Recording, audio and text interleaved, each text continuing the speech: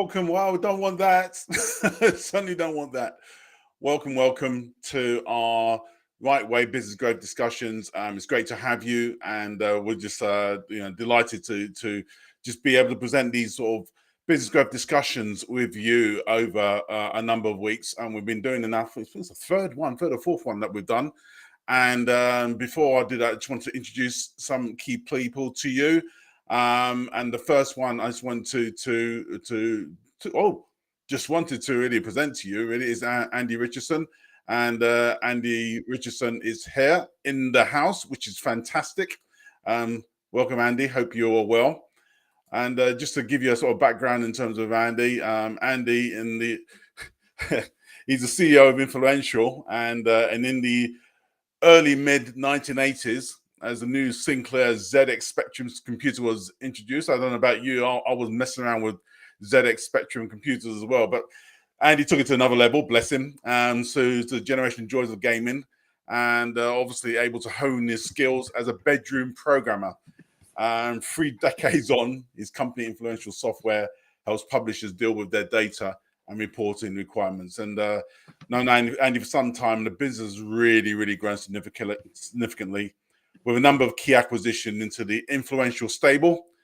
And knowing Andy, he's never satisfied with a drive for not only growth, but above average profitability. So welcome, Andy, to today's proceedings.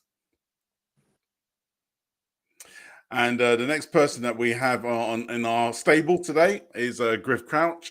And I'd just like to introduce him as well into the table.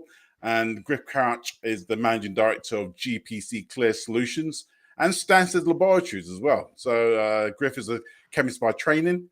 He established GPC Clear Solutions over the last 30 years from scratch to be one of the leading wastewater treatment specialists in the UK. And last year, bless him, he embarked on his first acquisition, taking over laboratory specialist Stanstead Laboratories, who carry out mainly microbiological and chemical analysis of water and other activities. So now with a multi-million-pound group, we're privileged to hear of his entrepreneurial journey over those years of building profitable businesses over that time as well.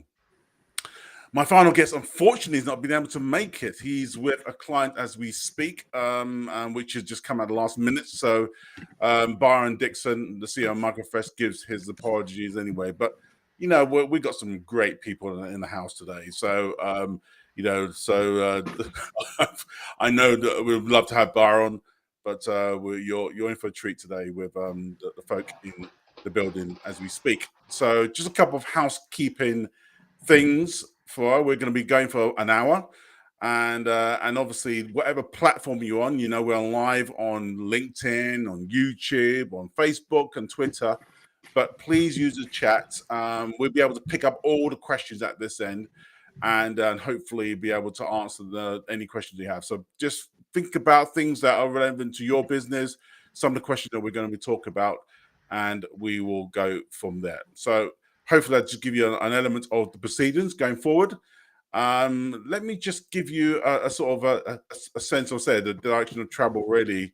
So first of all, you know, certainly we want to give you some introductions, and there are going to be some discussions, and at the end, some Q&A at the end. So just to give you a flavor of what we're hoping to have today as well. But again, I think, you know, as you know, in these discussions, I want to really bring real people to the organization and to these discussions for the simple reason is that, you know, sometimes we don't, how can I put it, emphasize when we have our businesses with those who have walked the road. And sometimes we see the Dragons Den and all these type of all these programs and people who have said, oh yeah, we'll become a unicorn overlying get rich quick schemes to get there.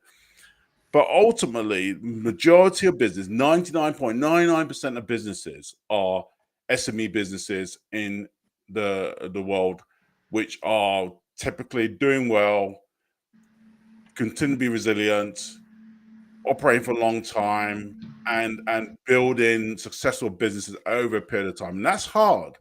Anybody potentially could be at the right place at the right time and have a business which obviously gets sold out for multi-millions. And I'm not crying people who do that. However, most of us will emphasize, empathize, and be, how can I put it? Really have a way of actually being more akin to understanding the journeys of people who have been in business for a long time, slowly building the business, building the team, building sustainability, building resilience through many, many years, many recessions, etc. And I think, the beauty of having Griff and Andy on the call is really important. So I just want to kick off the discussions today.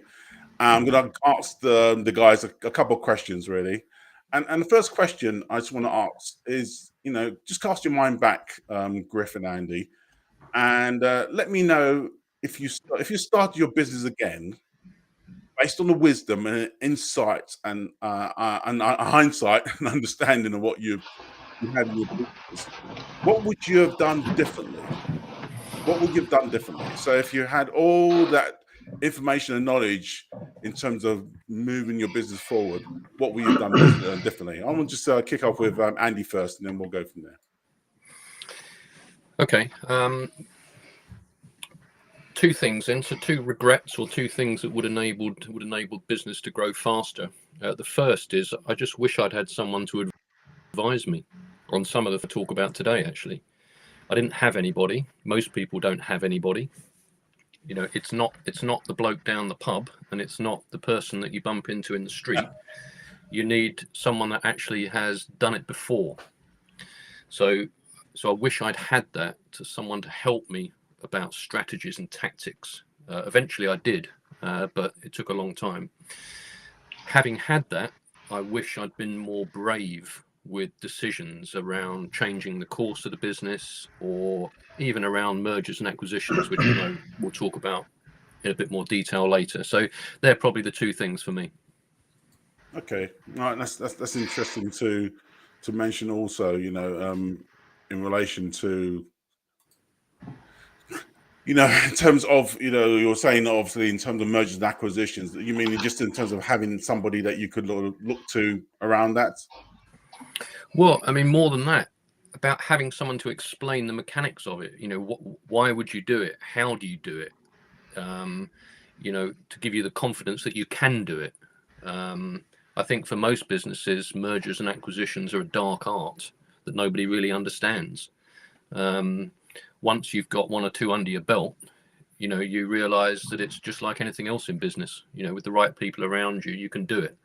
Yeah. And then it comes about finding the right targets and working out, what you should be acquiring, and ultimately how you should structure a deal. And there's so many ways to structure a deal to make it less scary for everybody. So it's just one of those things in business that most of us don't get to learn. But once you've learned it, it can, for me, be one of the most valuable elements of growth. Okay, thank you. Griff, what do you think? I think for me, certainly in the earlier days, I think I had sort of misled loyalty, I think, maybe to some suppliers, and wouldn't change. And I don't think they had my best interests at heart, really. But I was sort of blindly loyal to them, and I could have, I think, done better by looking around a bit more, and also blindly loyal to one or two staff members I had at the time as well. And I should have been a little bit more tough and a bit more ruthless, maybe, and made some tougher decisions, which I had to do anyway at some point. But I could have done that earlier and pushed things along. So I could have been a bit stronger in that sense. And the other thing also is just a basic thing, that taking on a bookkeeper, actually, I should have done that a lot earlier than I actually did, because that was life-changing, I have to say, when we took on a bookkeeper. Rather than being in the office at 1 o'clock in the morning, doing the VAT, which was due in yesterday, thinking, I'm going to prison, I'm going to prison, I'm going to prison. Of course you're not. But nevertheless, the stress levels are through the roof. And then having a bookkeeper just took it all away. And it's great. And now I just pay the VAT and everything else, but she does it all. And it's wonderful, I have to say. So, and I should have done that a lot earlier, really, because you just get bogged down in the nitty-gritty. What I found was when you start a business, you create something that you hope to serve you, but as it grows, you find that you created something that begins to consume you. And at that point, Yeah. you have to get help at some point, and it's working till midnight every single day or later in the office, trying to keep up with paperwork, and then seeing customers in the day. You just cannot continue to do that without support. So it's having, like Andy said, really being a bit more brave, really, and taking on other people and stepping out even before you think you can afford it, really. But there are certain things you have to do in order to progress. What was your first key hire for you? The real key hire that made a difference to your business in the early days? I think, to be honest, taking on my daughter. We did have someone on the road with me, but in the end that didn't work out particularly well. But I was trying to get ISO certification on my own, and well, it just wasn't possible. But within 3 or 4 months of Amanda joining, we had it, and we've maintained that ever since. And being a relatively much smaller company then, of course, to have that standard was outstanding, and companies of my size at that time just wouldn't have that. So, and I always thought that if you want to play in a big boys game, you've got to be at least you've got to look like a big boy, even if you're not. Yeah. So getting ISO's accreditation was really important to me, and that has held us in good stead for the last 2 decades, really. Yeah.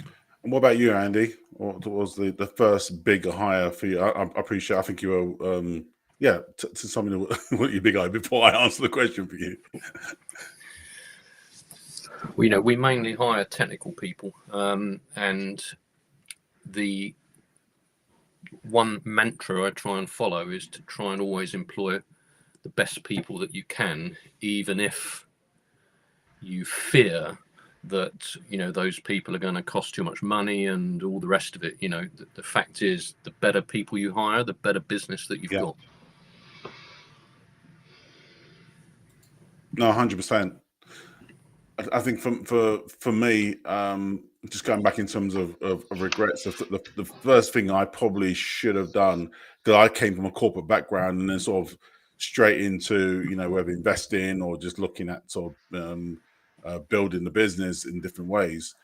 I think one thing I should have done probably is not be too quick to invest in companies, but ultimately just to build a business which ultimately then generates cash to invest. So, and I think for me, it's just providing that sort of stability for the family in the early years, rather than the sort of ups and downs of cash. In the early days when you realize your cash is tied up somewhere else. So I think for me, for a lot of individuals, if you're going through that process, build the business to a sufficient element where it allows you to make that jump as well. I was fortunate to be able to make that jump, but still, some people want to take the jump without actually having the financial resilience and strength to be able to see you through for the next 2 or 3 years, and I think that's super important as well.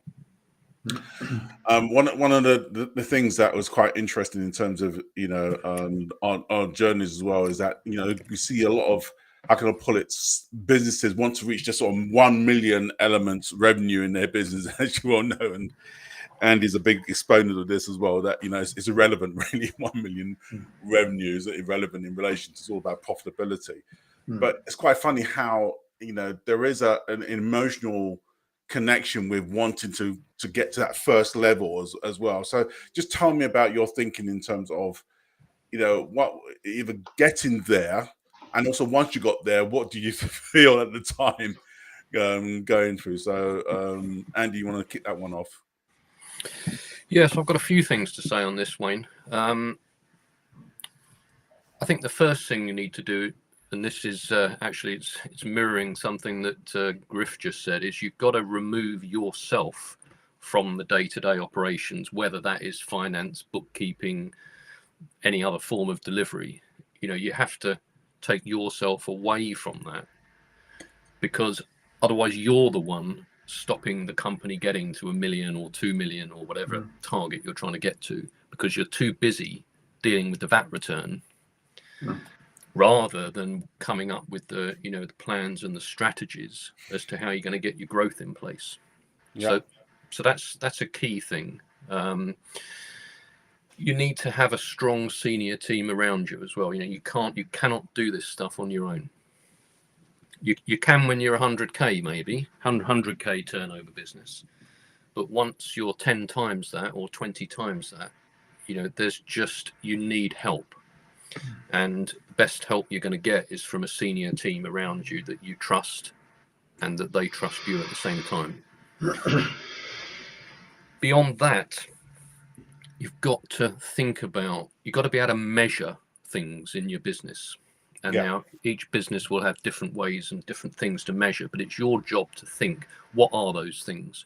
What are those KPIs or metrics or whatever it is that you need to measure, which will allow you to make the decisions that need to be made to not only grow the business, but to maybe stabilize it and stuff. So a good example of one of them would be something like the acquisition cost of a customer. So how much does it actually cost you to win the next customer? Yeah. And how long will it take you to win the next customer? So are you going to win one customer every 3 months, and that customer is going to earn you £10,000 in year 1 and 20,000 in year 2, and then you're going to lose them? So you now know, how much does it cost me? What's the lifetime value of that customer, and how long is it going to take me to get them? Yep. Once you know that information, you can then plug that into your, well, I'm trying to get from 500k to 1 million, and you can start to see how that's going to pan out, and you can scratch your head and say, oh my god, okay, so it's actually going to take me 10 years to do that. If what I've just said is true, then it's going to take me 10 years. How on earth can I do it more quickly than that? You know, so you've got to be systematic about this stuff. You can't just sit there and say, I want to double from 500k to 1 million, or 1 million to 5 million, or whatever growth you're looking for. It needs to be formulaic in some way. And that's where those metrics and measuring what the business is doing enables you to then multiply that up. You know, another example of that would be marketing. So for me, you know, marketing is a crucial part of growth. A lot of people, it's the first thing you stop spending on during, you know, periods like we have now, you know, which is a more difficult time for business than it has been for a number of years. So marketing is often the tap that gets switched off. Yeah, 100%. Whereas in actual fact, it's the tap that needs to be switched on a lot more. Totally concur with that. And then, you know, marketing is a great way to lose money as well. It's a great way to waste money on ridiculous ways of marketing. So you've got to spend the money, but you've got to spend it in the right places, and you've got to know what are the right places for your business. Is it exhibitions? Is it Google AdWords? You know, is it one of the other hundreds of ways that you can spend money on marketing? And it just comes back to measuring that investment each time. And once you find the channels that work for you, you go strong, you go heavy, you invest twice as much or 5 times as much, because that's where you're going to speed up the acquisition of those customers, which is it's the key thing for growth. No, I agree. No, and for me, it was quite funny. In fact, and you said about turning off tap, and some people may know this story that I've always shared as well before. But in COVID, you know, we had a 3-month period where nobody was buying anything from us for obvious reason, but we were just really supporting our customers, you know, through that phase and just giving them the tips to help to be resilient to continue to do that. But I spent 4 times as much on marketing over that year than I've ever done before, and that's fueled the growth of the business going from 2020 at the back end of 2020 through to 2021 being our best ever year. Because we were the only voice in town. Nobody was speaking. Everybody switched the tap off, as you said, Andy. We were the only voice in town, and that fueled, obviously, everybody saying, oh, cool, these guys are still around. They're still active. They still want to help, you know, and they came to us in that way. So same thing for you, Griff. Tell us what the sort of key sort of steps that you did to really reach that milestone, but also some of the strategy and tactics along the way. Yeah, for us it was almost not quite lurching from crisis to crisis, but we've had a few in our time. I think the way that we have grown ostensibly is we've tried lots of marketing tactics. We've been to exhibitions, NEC, Google Ads, Google Words, and all the rest of it. And as Andy said, you know, if you don't, it's not best place, then you spend a lot of money, and we spend a lot of money for no effect whatsoever. But the best thing we found is by strategic alliances. So we supply chemicals for industrial wastewater treatment, as you said, Wayne, and they are generally applied onto effluent plants. So the best thing that we've done is aligned ourselves to people that actually manufacture the effluent plants and associated equipment. And when they get a new plant in, they will take us in as well. And vice versa. You know, if we get a new customer, can you supply plant? Well, yes, actually we can. Not as GPC, but as a team, yes, we can. So over the years, we've established these strategic alliances where we're very much stronger, and when we can go in and do a whole turnkey project if necessary. So that's really our main route, I would say, to our growth. No, 100%. And I like the idea of sort of partnerships and you know, having partnerships with other organizations that you ally to. What's quite interesting, in fact, coming to that, and maybe want to just dig a little bit deeper in that, in terms of the, as you all know, you know, at one point at the very beginning, you were saying about choosing the right partners.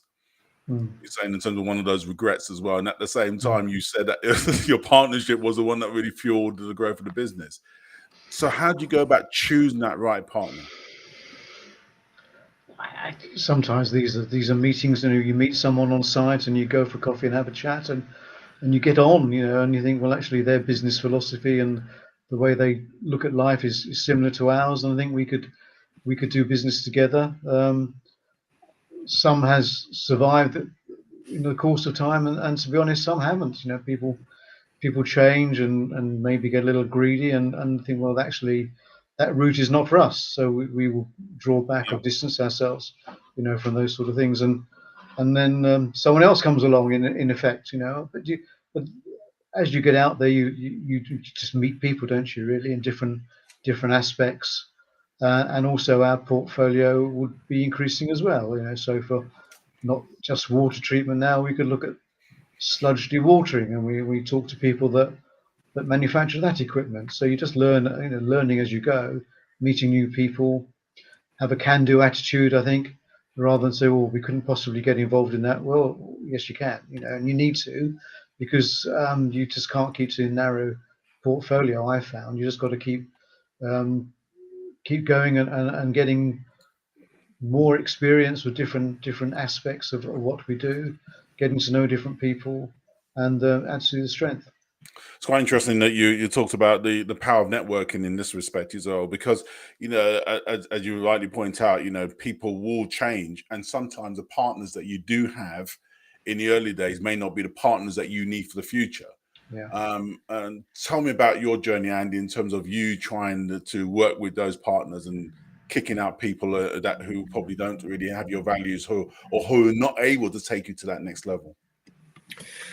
I mean, overall, I agree that partnerships are valuable.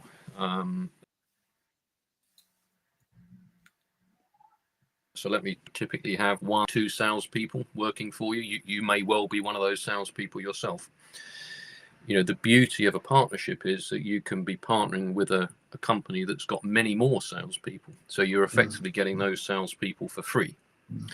You know, but there has to be some quid pro quo in there in terms of sharing margin or some other benefits, so that everyone's got the appropriate level of skin in the game. But for me, partnerships have been actually a really essential part of the growth story. And those partnerships are not necessarily big companies. You know, they could even be staff members that leave you, go and do something else, and before you know it, you know, they referred you in or whatever. True. Yeah.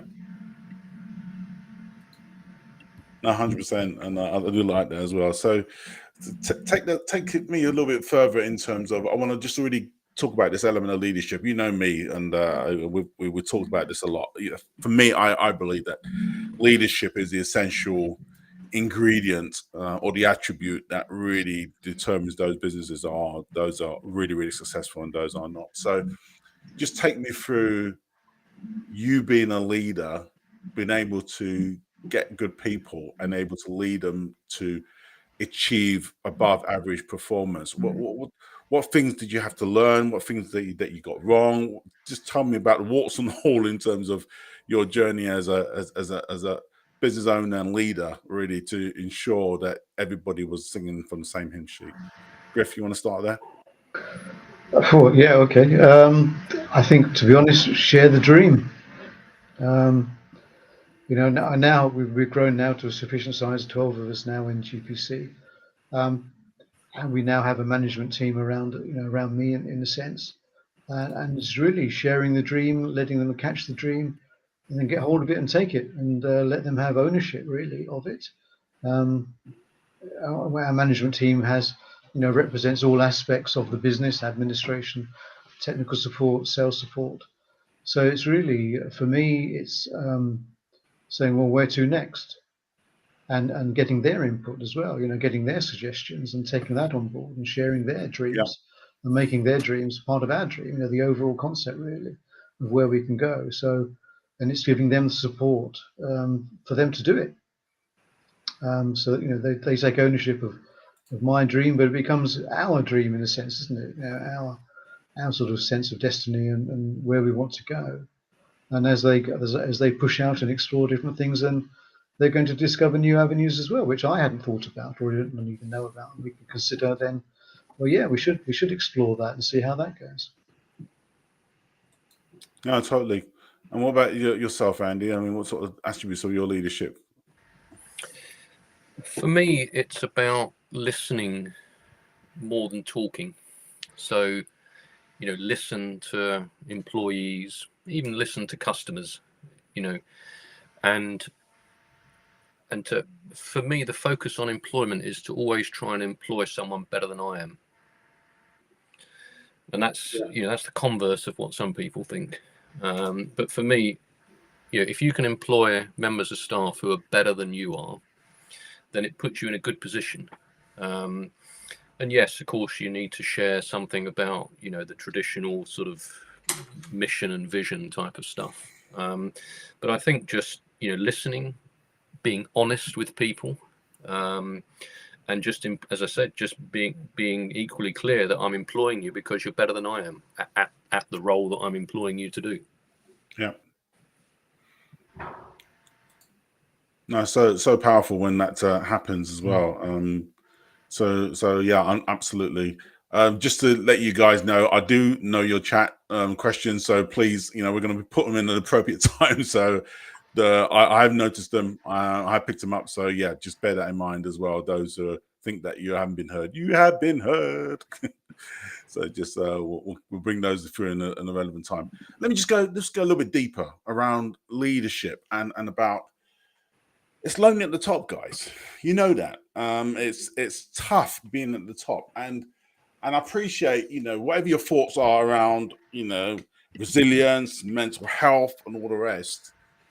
There is a lot of stress as a leader, and it'd just be interesting to help the folk on this call and others who'll be listening to this in replay, just to understand the various pressures that you guys have gone through, and obviously share as much as you want to, please. I'm not wanting to be a psychiatric couch today, in that respect.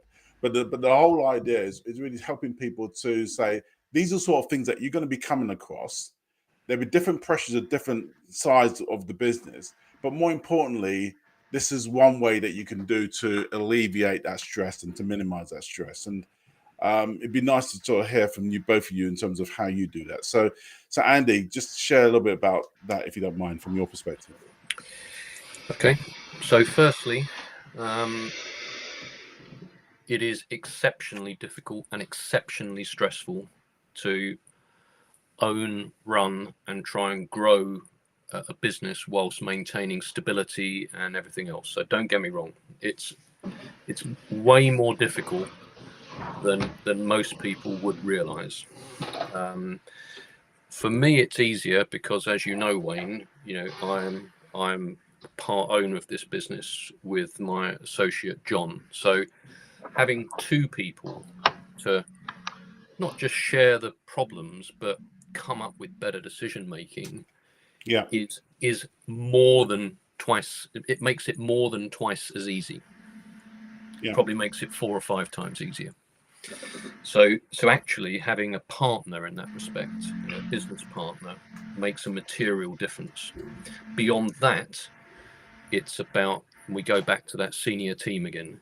You have to be able to lean on 2 or 3 good additional people who have got the business's interests at heart, and finding those people, most probably growing those people rather than plucking them from a recruitment agency.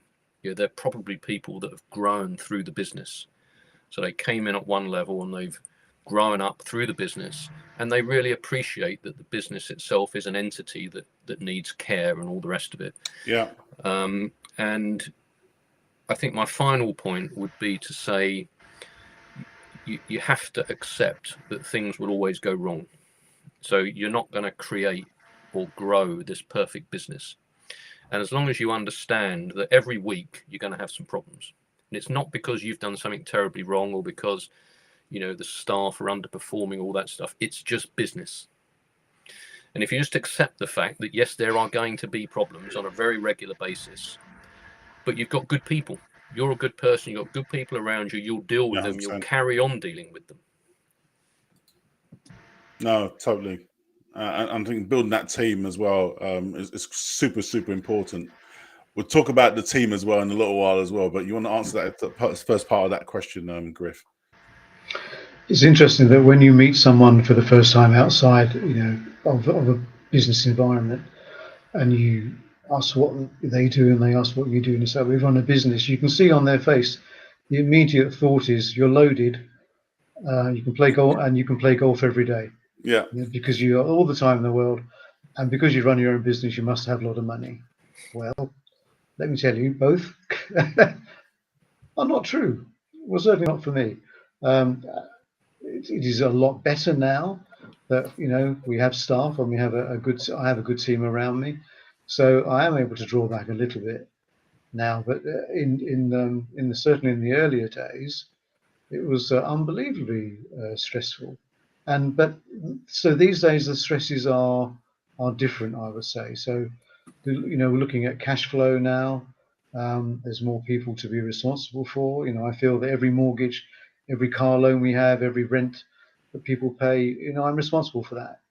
And if you lose a customer, then you think, we've got to pay that rent, we've got to pay this mortgage. Yeah. So I do feel quite strongly the responsibility of people, really, that we have, and that you have to look after them. Okay, yes, they have their part to play in growing the business as well and looking after the business for sure. But my responsibility is to look after them. And if the business is under sort of financial stress, I do feel personally very culpable for their welfare, really. So one of the strongest assets I find is having people, but also one of the great stresses is also having people, as well. So last year in the chemical world, it absolutely went crazy. There's electric prices going up in the Ukraine war. We saw prices spiraling out of control like something we've never seen before. And we had to make some tough decisions, because with one customer particularly, a group of customers, we just said, we're just not going to supply you this particular range of products anymore because you won't allow us to raise our prices. So I had to show a bit of leadership. And then it was a tough decision. So we're just not going to supply you because there is no point, we're losing money. So we pulled out. We supply them now with specialty chemicals. All the commodity stuff went to another supplier. And that was a hard decision to make because we were losing a lot of turnover, but we didn't make any money. So in the end now, we are much better off. So in that sense, I had to show some leadership there that was really tough. And talking to their buyer was really, really strong character. But I had to do it, really. So as the years have gone on, the stresses and the strains have changed, really, I would say, and not necessarily got easier, but they've certainly got bigger. Yeah. And how do you deal with those stresses offline? Because obviously, clearly, you got to always show your best self in a working environment. Really, you don't want to transpose as much as you want to. And I appreciate it's really hard and difficult. And please, guys, I'm not saying it's easy. To not demonstrate that stress profile, especially when you know stuff that other people don't, to your staff to make them nervous, etc.? How do you manage that tension, Griff? I'm not very good at that. So and my staff know me very well, and they can pick up things as soon as I walk through the door.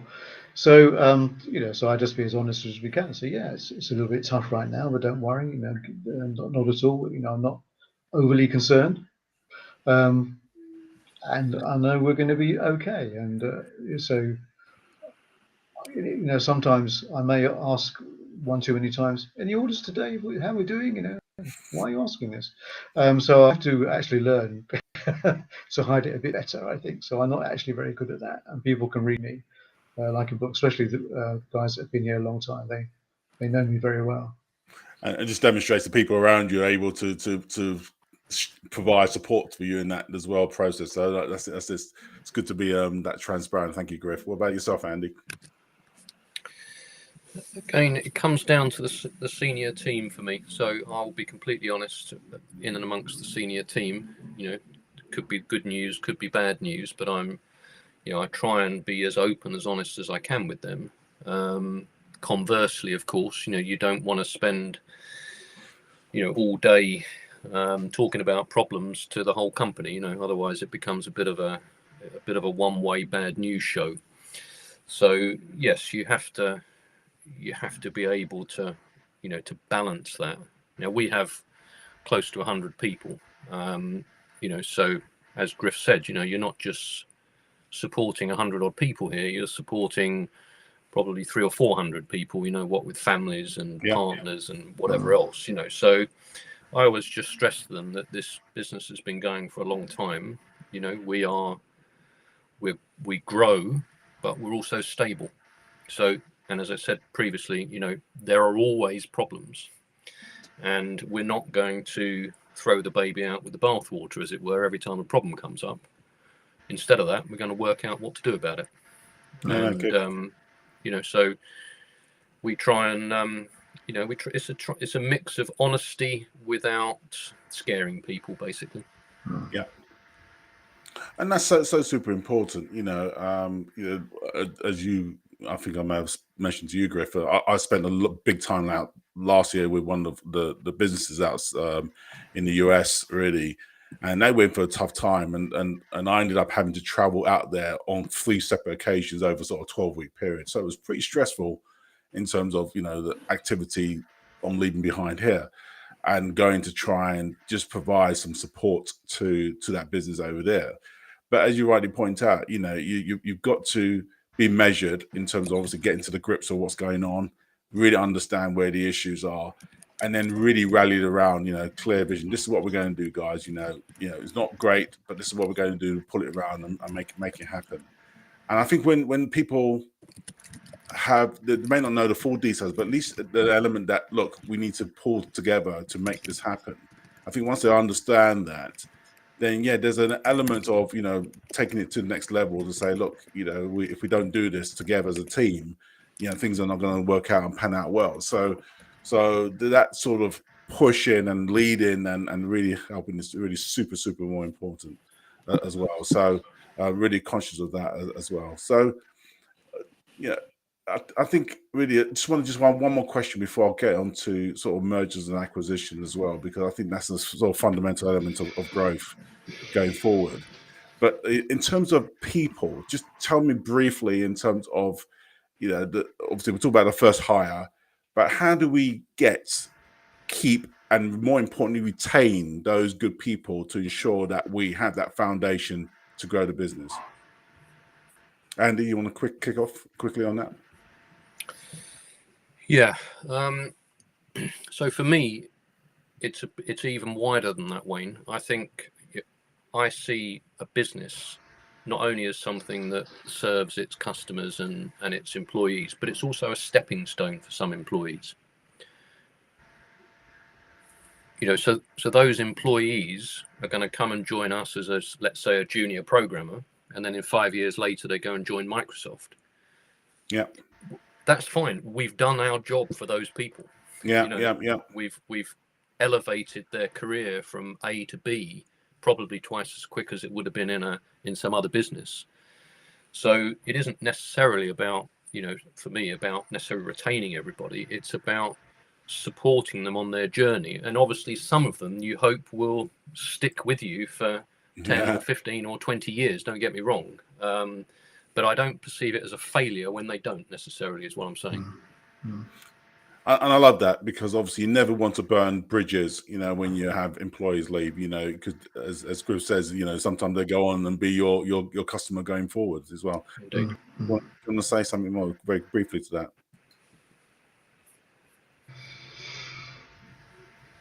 Yeah, I think also giving people, responsibility, let them take ownership, let them make their own decisions and support them either way, right or wrong, really, in a sense, and guide and teach.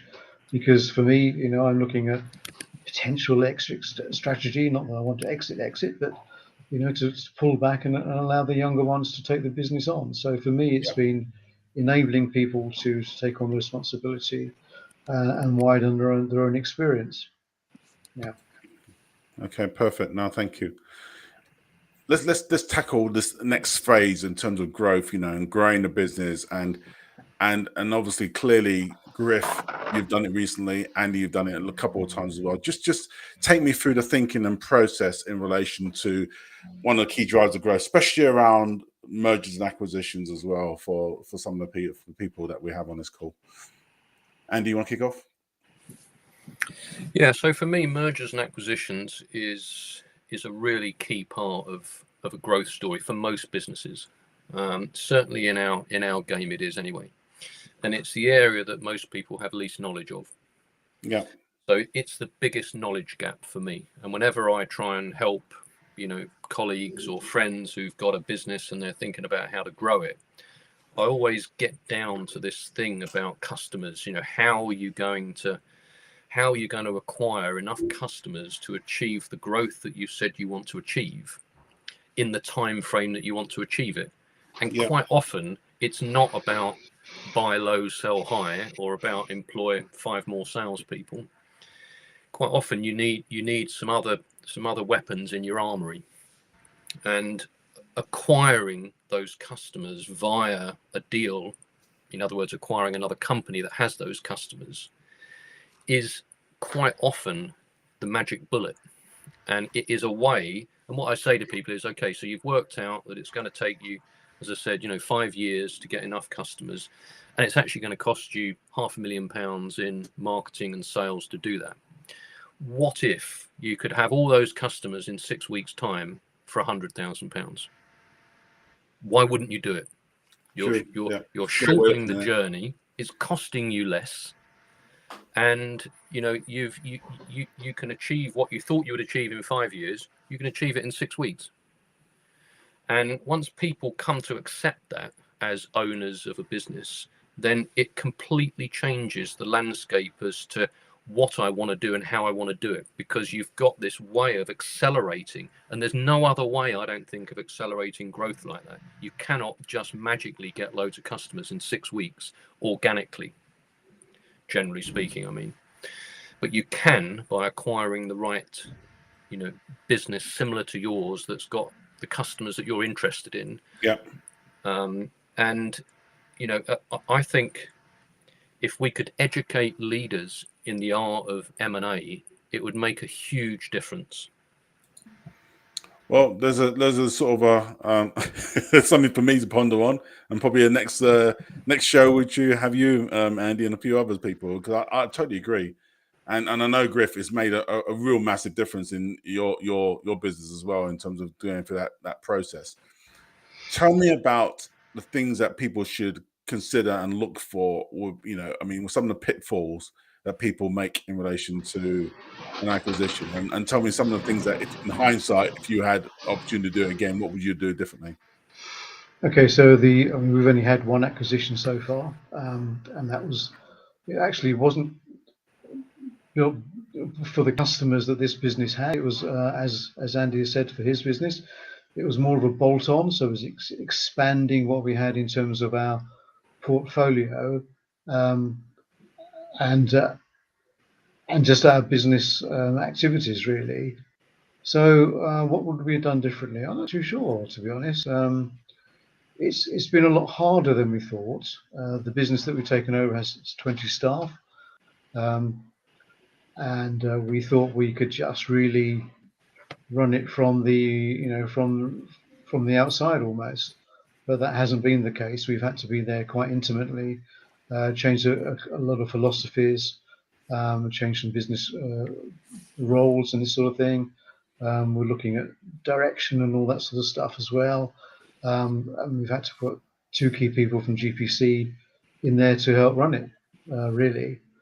So it's been a lot tougher, I would say, than we first initially thought. It's been just a year and a quarter or so, coming up now, year and a half maybe. And I think, we turned a corner now. People are getting our philosophy. It's quite different from the old ownership. And we're putting our stamp on it. But I think we sort of rushed in a little bit to begin with. We sort of gave a lot of pay rises and the sort of thing. We changed the culture a little bit, or tried to change the culture too quickly, caused some cash flow issues doing that, which we've turned the corner now. But it's been quite stressful the last few months, really, which was, sort of not having a well-conceived plan and trying to treat people well, which we want to, but it was just a little bit too quick and ill-conceived, I would say. But not that we would want to change anything that we've done. Perhaps we just might change how we got there initially. Yeah. No, absolutely. Just talk on this culture bit, Andy, because again, when you look at the stats, it's pretty clear. 3 things that, and we've talked about this before, as you know, in the past, 3 things that when integrations do, or when businesses integrate do fail, it's around people, it's around, systems, and around culture. And if any one of those, goes to pot, then obviously the business is in trouble. And that's when sort of 40% of integrations don't succeed. And it's a huge, huge issue. But tell me about when you do have somebody come into the business or acquire the business, what do you do to get the culture back on track to what you're doing and what you're thinking, so you're not having sort of 2 disparate companies running within the portfolio? Yes. Okay. Well, firstly, I was talking about one of the reasons to acquire companies is to acquire their clients. Of course, the other key asset of most businesses is its staff, and you're going to be acquiring staff, some of which, maybe all, but at least some of which are probably going to be, potentially far better at whatever their role is than maybe you are, or maybe your own team are. So, one can get that extra benefit at the same time of maybe getting an incredible salesperson or an incredible finance person or whatever it is as part of a deal. Beyond that, we tend to find that, a company that is selling, particularly if it's a founder-led company and the founder wants out, that maybe the staff morale is not that great. They're working for a business that they know the owner doesn't want anymore. And you have to come in with the good news story that, we want you. We don't just want the business, and we don't just want the customers. We want you as well, because you are a key asset of what we've just bought.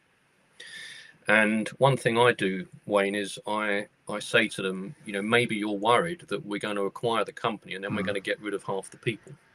So why don't I introduce you to someone who came to our business as part of the very first acquisition we did, which was in the early months of 2013, so 10 years ago now. Why don't I introduce you to them, and you can have a private conversation with them, and they can say how actually it was the best thing they'd ever done coming to this company as part of a good acquisition, and how we treated them very well, and how 10 years later they're still here, which in technology company terms is a lifetime. No, totally agree.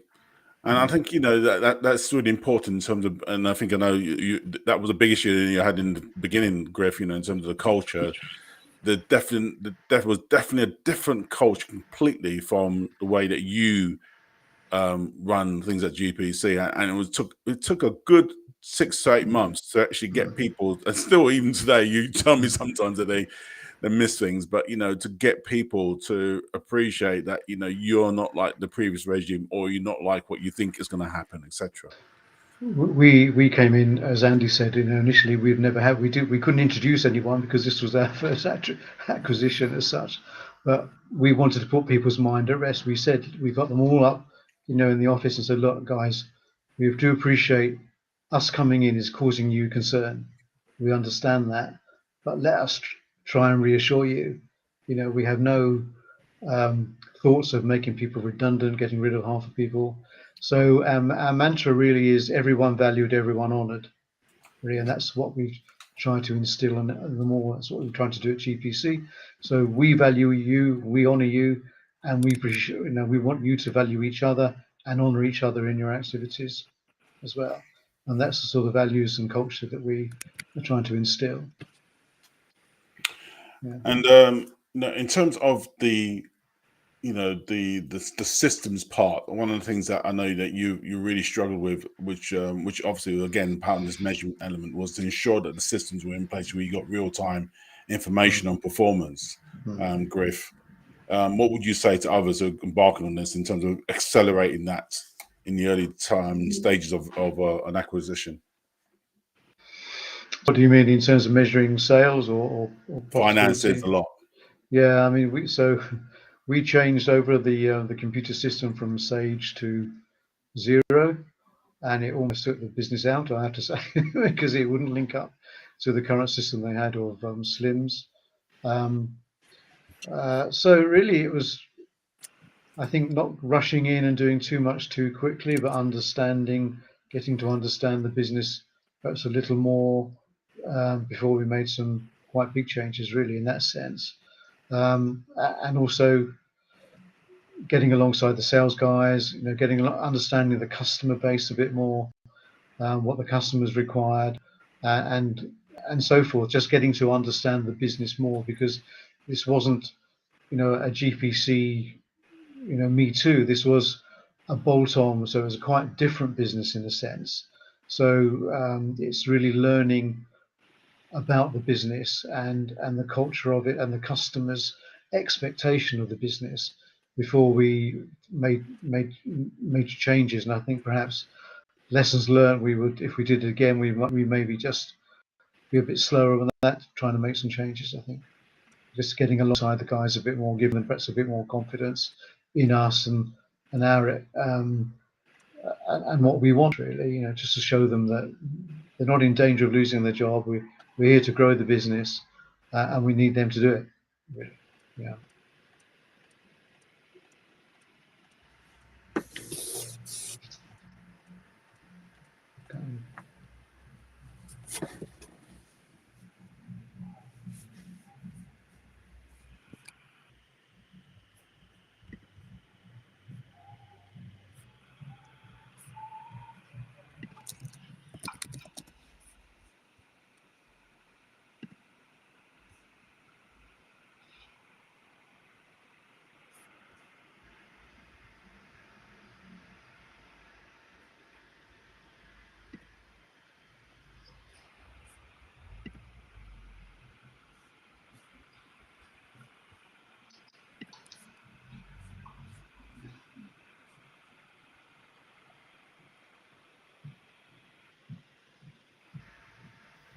Sorry, right?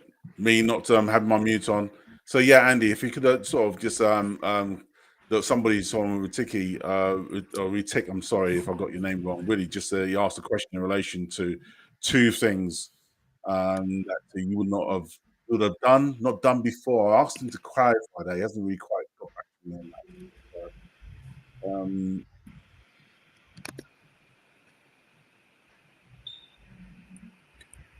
Yeah, it doesn't really make a lot of sense, Ritik. But if you can just put that in the chat, then that will be good if you're still around as well and listening as well. So,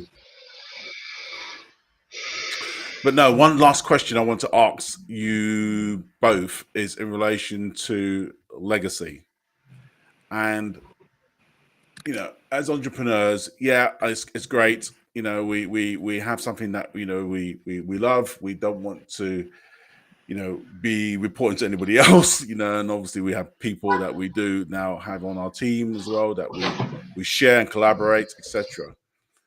But ultimately, what's the purpose at the end of the day of what you want your business to achieve? And I think let me just start with you, Andy, in terms of what's that legacy piece for you in terms of this business? What do you want it to really achieve, in the next 50 years, for argument's sake? 50 years. I think, I would like it to still be an independent business rather than become part of a big four or an international systems integrator or something like that. Obviously, it won't be me still getting up and worrying about it every morning in 50 years' time. But it could be, or could have been, some of the senior team could be those people now. And then they will have to bring their own senior team in, and hopefully the cycle can keep on going.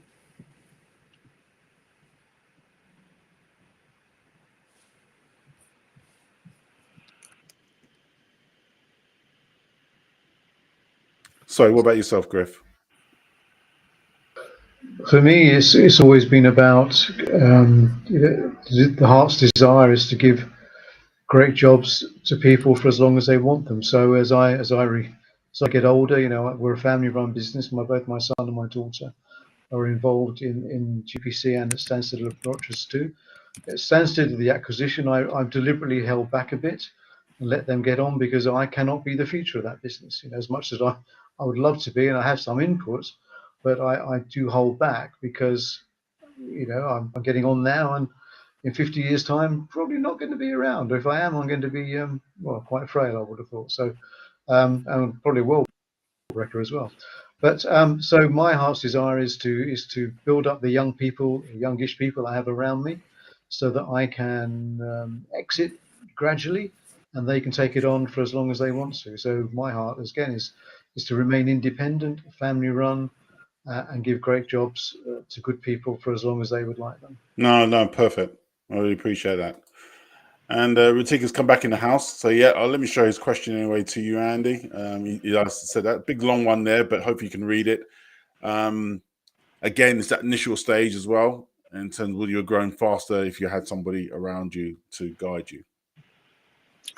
Yeah, I mean, it's a good question. I think what you're saying, Ritik, is if you had someone, maybe you wouldn't have learned so much because you'd have just done whatever they said. I didn't need that someone on day one. Don't get me wrong. You've got to build your business up to a certain level yourself. Yeah. But there comes a time where you do need some help. And it's important to take that help in bite-sized chunks, learn from it, and to implement it in your own way, in your own business. That you can't go and buy a book that's going to tell you how to double the size of your specific business. You need to take the learnings and apply it using your own knowledge and ability. So yeah, you learn on the way, whatever happens. I love that. And that's really true as well. I mean, I wish I had YouTube and some of these other learning platforms and Thinkific and Kajabi or whatever it is, before, in relation to learn about stuff. The amount of information out there, so much overload. And now we get the converse element. There's so much information, you get analysis paralysis.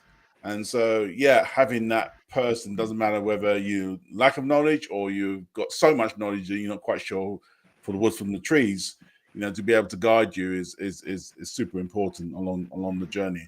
And I always will say as well, Ritik, if you are thinking about taking that next step, trust yourself as well. Don't let people bully you in terms of the business model that you think they think you should adopt. You've got to be really clear. Take all the advice, take all the learnings, take all the good things that other people have done as well.